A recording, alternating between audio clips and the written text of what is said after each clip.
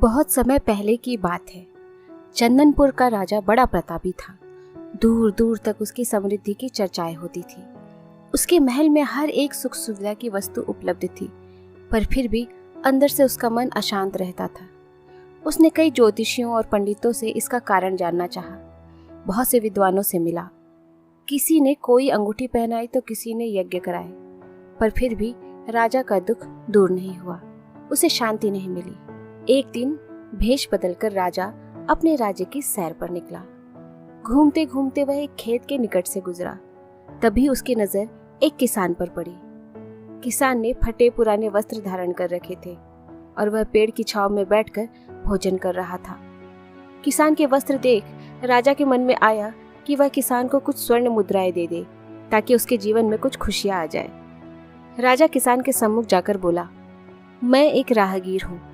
मुझे तुम्हारे खेत पर ये 4 स्वर्ण मुद्राएं गिरी मिली। चूंकि यह खेत तुम्हारा है, इसलिए ये मुद्राएं तुम ही रख लो।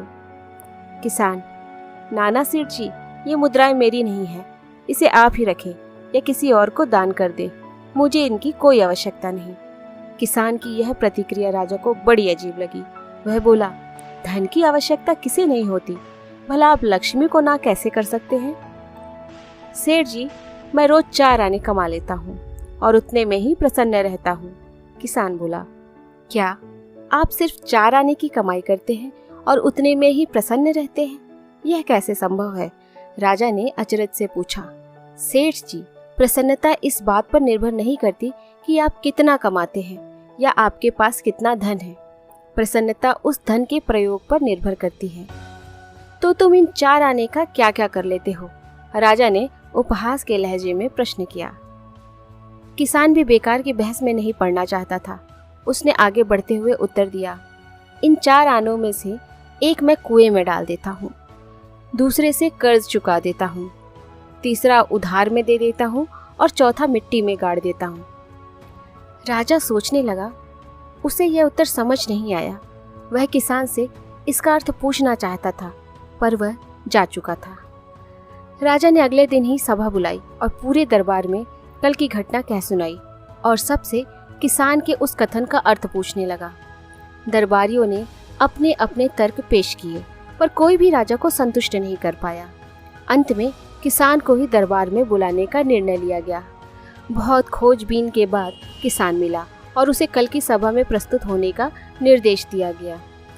राजा ने किसान को उस दिन अपने भेष बदलकर भ्रमण करने के बारे में बताया और सम्मान पूर्वक दरबार में बैठाया। मैं तुम्हारे उत्तर से प्रभावित हूँ और तुम्हारे 4 आने का हिसाब जानना चाहता हूँ। बताओ, तुम अपने कमाए 4 आने किस तरह खर्च करते हो जो तुम इतना प्रसन्न और संतुष्ट रह पाते हो? राजा ने प्रश्न किया।